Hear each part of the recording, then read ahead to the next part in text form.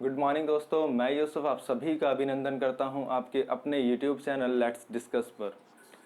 प्यारे साथियों, हम सभी को पता है कि 15 दिसंबर 2020 से रेलवे की परीक्षाएं स्टार्ट हो रही हैं, रेलवे के एग्ज़ाम्स स्टार्ट हो रहे हैं, रेलवे एनटीपीसी और रेलवे ग्रुप डी। तो प्यारे साथियों, प्यारे बच्चों, उन्हीं एग्ज़ाम्स को ध्यान में रखकर आपके लिए एक क्रैश कोर्स बनाया गया है। इस क्रैश कोर्स में आपको वो सभी वीडियोस मिलने वाली हैं जो आपके एग्ज़ाम के पॉइंट ऑफ व्यू से बहुत ज़्यादा इम्पॉर्टेंट है। इन वीडियोस में, इन लेक्चर्स में हम बहुत ज़्यादा इम्पॉर्टेंट टॉपिक्स, बहुत ज़्यादा इम्पॉर्टेंट क्वेश्चंस को डिस्कस करने वाले हैं। तो प्यारे बच्चों ध्यान दीजिएगा, आज का जो लेक्चर है वो पॉलिटी बेस्ड है। इंडियन पॉलिटी आपकी आज से स्टार्ट हो रही है। इंडियन पॉलिटी में हमने सबसे पहले उठाया है सबसे पहला टॉपिक कॉन्स्टिट्यूएंट असेंबली, संविधान सभा। क्लियर है? आप सभी को पता होना चाहिए कि संविधान सभा का मतलब क्या होता है। प्यारे बच्चों, संविधान सभा का मतलब होता है कि जिस सभा ने, जिस असेंबली ने संविधान को बनाया, उसी असेंबली को, उसी सभा को संविधान सभा कहा जाता है। क्लियर? चलिए, संविधान सभा के गठन से पहले इसके विचारों पर थोड़ी सी नज़र मार लेते हैं। प्यारे बच्चों, अक्सर क्वेश्चन में पूछा जाता है, एग्जाम्स में पूछा जाता है कि सबसे पहले संविधान का विचार किसने प्रस्तुत किया। तो आपका आंसर क्या होगा? अब यहाँ पर मैं बात कर रहा हूँ 1895 की, 1895 की। क्लियर? 1895 में क्या हुआ था? 1895 में एक व्यक्ति थे जिनका नाम था बीजी तिलक।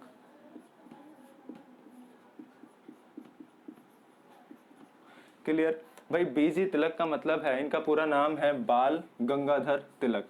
ठीक है, तो 1895 की मैं बात कर रहा हूँ। 1895 में क्या हुआ था? 1895 1895 में बाल गंगाधर तिलक ने संविधान की मांग की थी, संविधान का विचार सबसे पहले दिया था।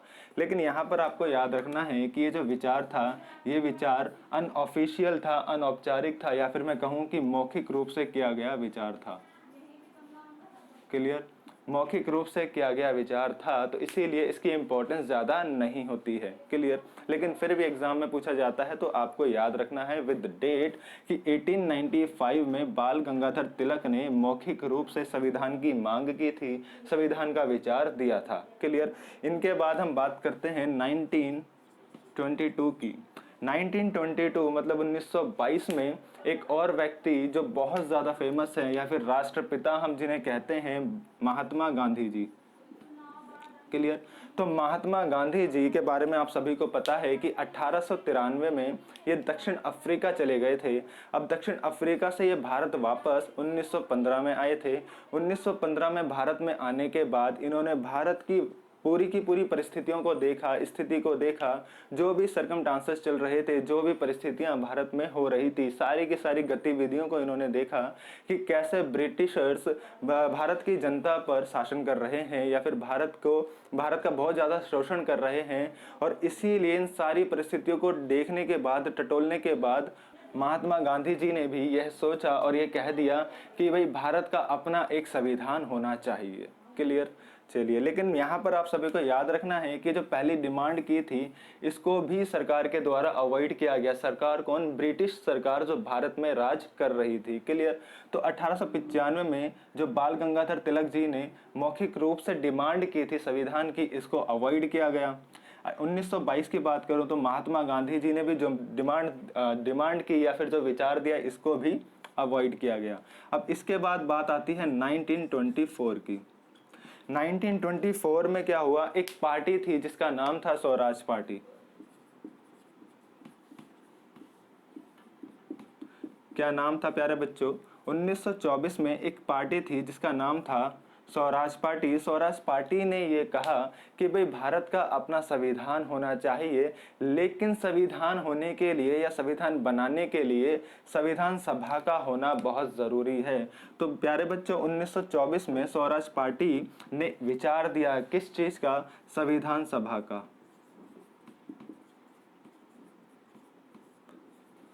अब अगर एग्जाम्स में ये पूछा जाता है कि संविधान सभा का सबसे पहले विचार किसने दिया, तो आपका आंसर क्या होगा? आपका आंसर होगा स्वराज पार्टी ने। कब दिया? 1924 में दिया। संविधान सभा का सबसे पहले विचार स्वराज पार्टी ने दिया। कब दिया? 1924 में दिया। पहले की बात चल रही थी संविधान के विचार की, 1895 और 1922 में महात्मा गांधी ने भी संविधान बनाने पर बल दिया।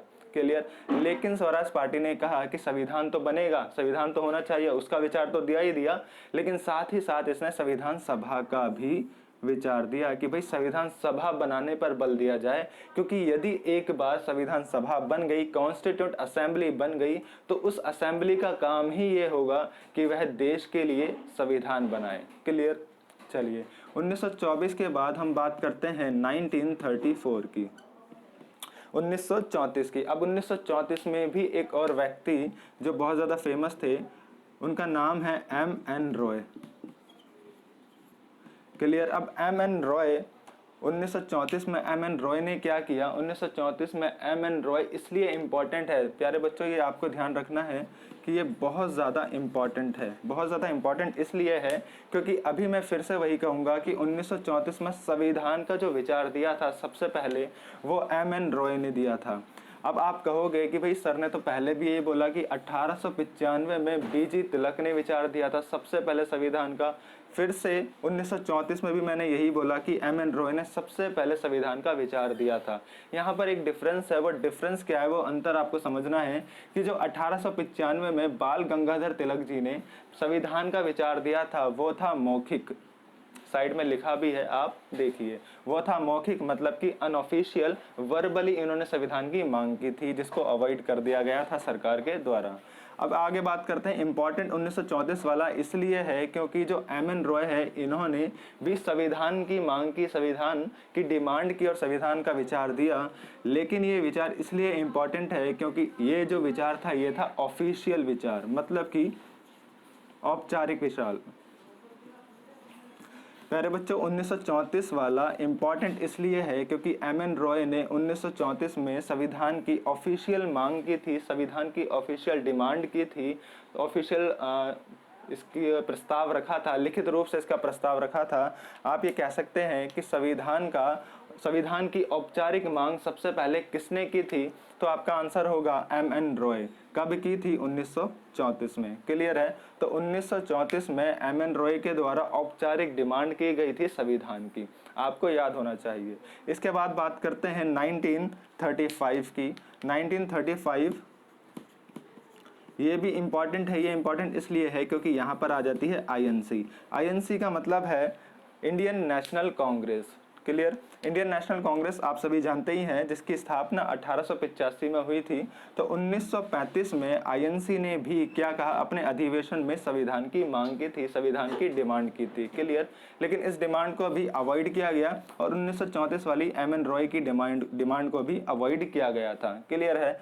इसके बाद INC की तरफ से 1938 में ये वाली डिमांड आपको बहुत अच्छे से याद रखनी है।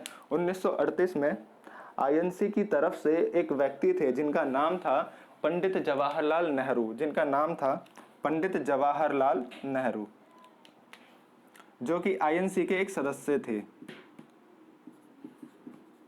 क्लियर है?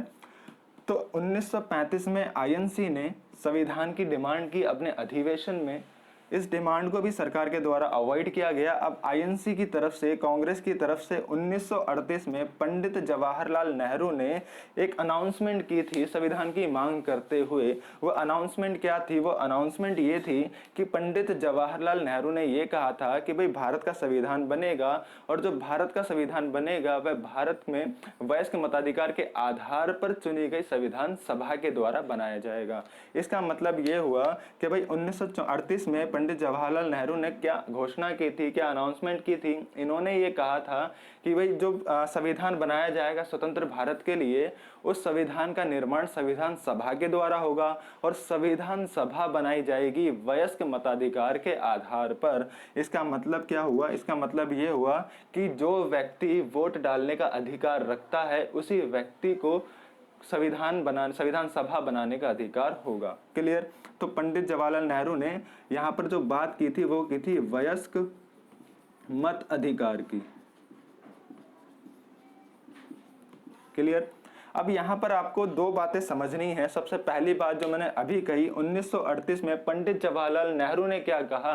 पंडित जवाहरलाल नेहरू ने कहा कि संविधान सभा का गठन, मतलब जो संविधान बनेगा स्वतंत्र भारत के लिए, वह संविधान सभा के द्वारा बनाया जाएगा और संविधान सभा का गठन होगा देश की जनता के द्वारा जो वयस्क मताधिकार का अधिकार रखता है। क्लियर?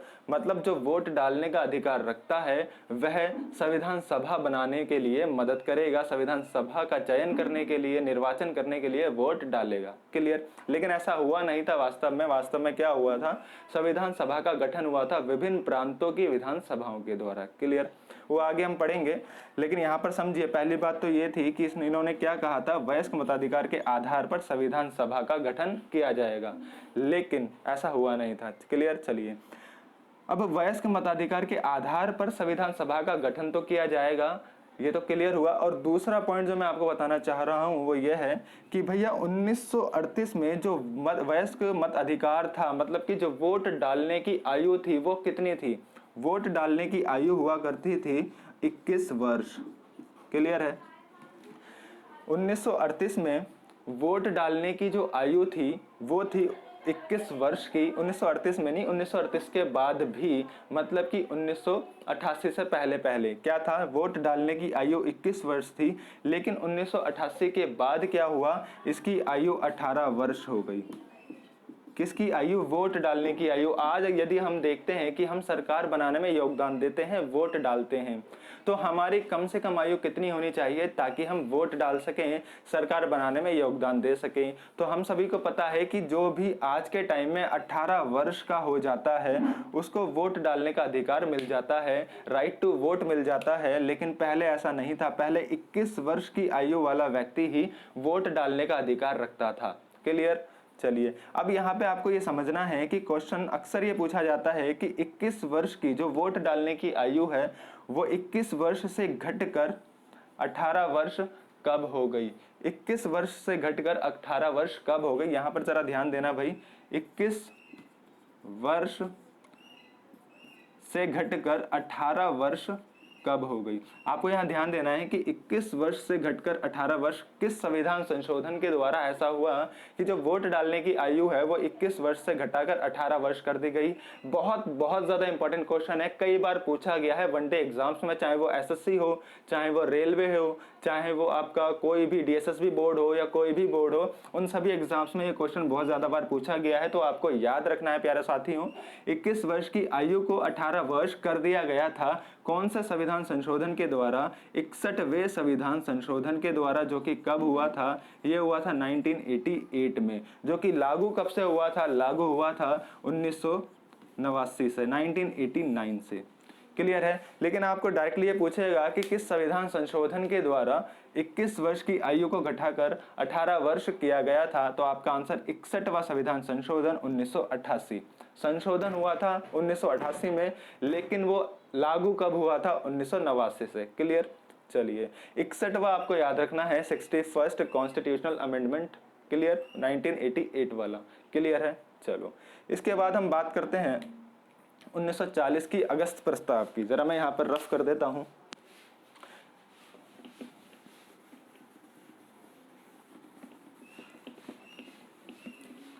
देखिए भाई, आप सभी को पता है कि 1938 में पंडित जवाहरलाल नेहरू ने जो मांग की थी उस मांग को 1940 में अगस्त प्रस्ताव के द्वारा मान लिया गया था। लेकिन मानने का एक रीजन था। क्या रीजन था वो थोड़ा सा समझ लेते हैं। हम सभी जानते हैं कि 1939 में सेकेंड वर्ल्ड वॉर स्टार्ट हो गया था। 1939 में क्या हुआ था? 1939 में क्या हुआ था? पूरे देश में सेकेंड वर्ल्ड वॉर स्टार्ट हो गया था और जो ब्रिटेन था, जो हम पर राज कर रहा था, भारत पर राज कर रहा था, वो ये चाहता था कि सेकेंड वर्ल्ड वॉर में भारत ब्रिटेन की तरफ से उसका साथ दे। क्लियर? ब्रिटेन की तरफ से लड़े और ब्रिटेन का साथ दे इस सेकेंड वर्ल्ड वॉर में। लेकिन भारत ने क्या कहा? भारत ने ये कहा कि भाई हम साथ देने के लिए मना नहीं कर रहे हैं, हम आपका बिल्कुल साथ देंगे और अच्छे से साथ देंगे, पूरी ईमानदारी के साथ। लेकिन क्या हमें साथ देने से पहले आज़ादी चाहिए। मतलब अगर आप हमें स्वतंत्र कर देते हो, हमें आज़ादी दे देते हो, हमें आज़ाद कर देते हो अपनी जेल से, अपनी कैदों से, हम पर राज करना बंद कर देते हो तो हम आपका सेकेंड वर्ल्ड वॉर में साथ देने के लिए तैयार हैं। क्लियर? तो ऐसा भारत ने जवाब दिया। तो इसीलिए यहाँ पर ब्रिटेन ने क्या किया, फिर 1940 में एक अगस्त प्रस्ताव भेजा। 1940 में एक अगस्त प्रस्ताव भेजा। इसे अगस्त प्रस्ताव इसलिए कहा गया क्योंकि ये 1940 में अगस्त में आया था। क्लियर? तो अगस्त प्रस्ताव 1940 में भारत में भेजा गया।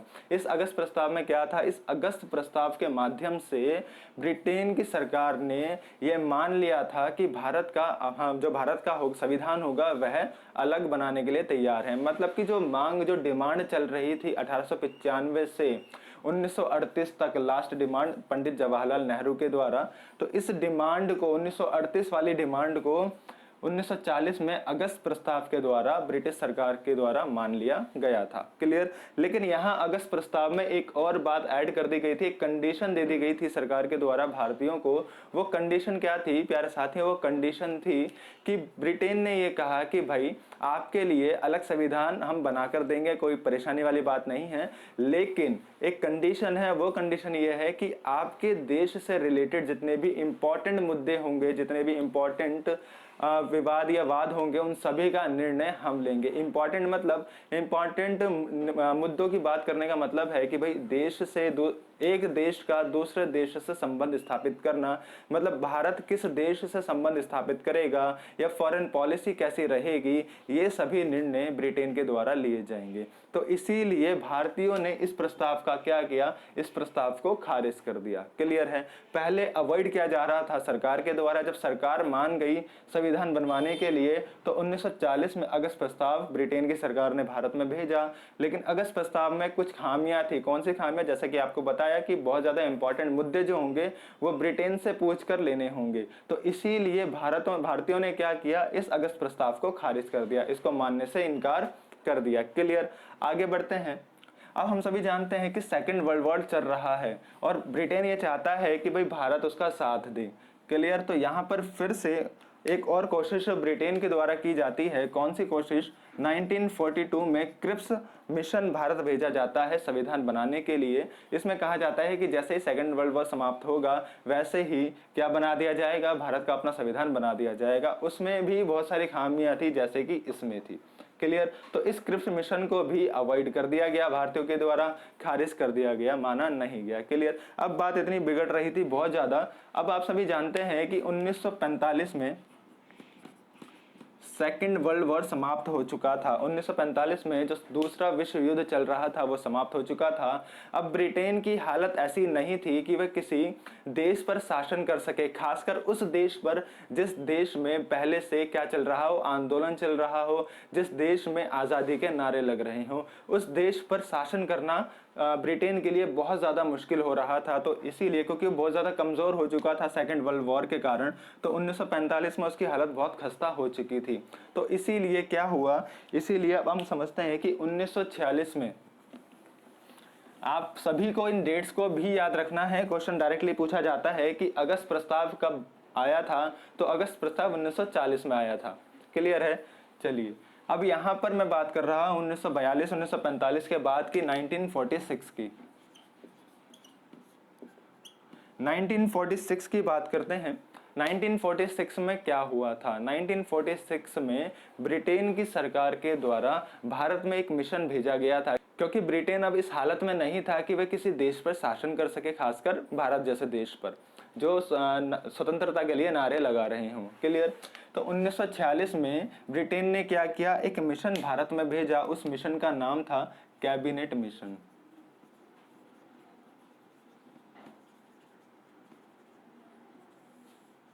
कैबिनेट मिशन, जिसे हम हिंदी में भी क्या कहते हैं? कैबिनेट मिशन ही कहते हैं।